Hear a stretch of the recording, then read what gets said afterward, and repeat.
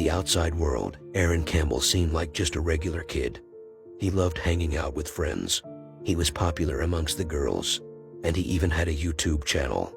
He was so unassuming that if you had to pass him in the street, you probably wouldn't even look twice.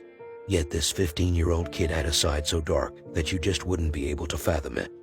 On July 2, 2018, at around 3 a.m., 6-year-old Alicia McPhail was abducted from her bedroom. Her parents only realized the horrific incident the following morning, and they immediately called the police for help.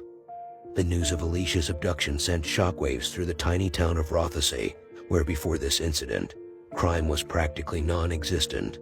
The community wanted to help as best they could, so they organized a search party, where members of the community would walk the streets and search for Alicia.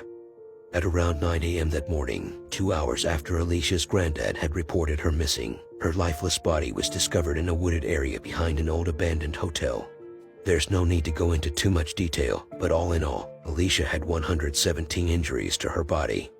This was clearly the work of a monster, and police knew they needed to act quickly in order to track down this sadistic killer.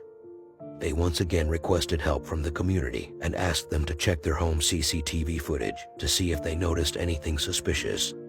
One neighbor who lived about 5 minutes from the McPhail family was Aaron Campbell. She was sitting in her room, slowly working through the CCTV footage of the night in question, when she saw something that would have made her heart drop. At around the time that Alicia went missing, Janet saw her son Aaron leave their property. There was no good reason for him to be leaving the house at that time of the morning, so she continued watching, hoping to make sense of it all. Aaron returned to the house a while later, and oddly enough, this time he wasn't wearing a shirt. Still confused about what's going on, she continued watching the video. A short while later, she once again spots her son leaving their property. This time he was carrying a flashlight and seemed to be in quite a hurry. Shocked at what she'd just witnessed, she immediately confronted her son, who denied having anything to do with Alicia's murder.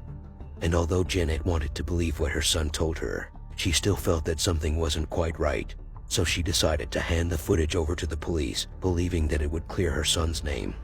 The video, however, was the big break police needed, and it was the very first step in solving one of Britain's most horrific crimes.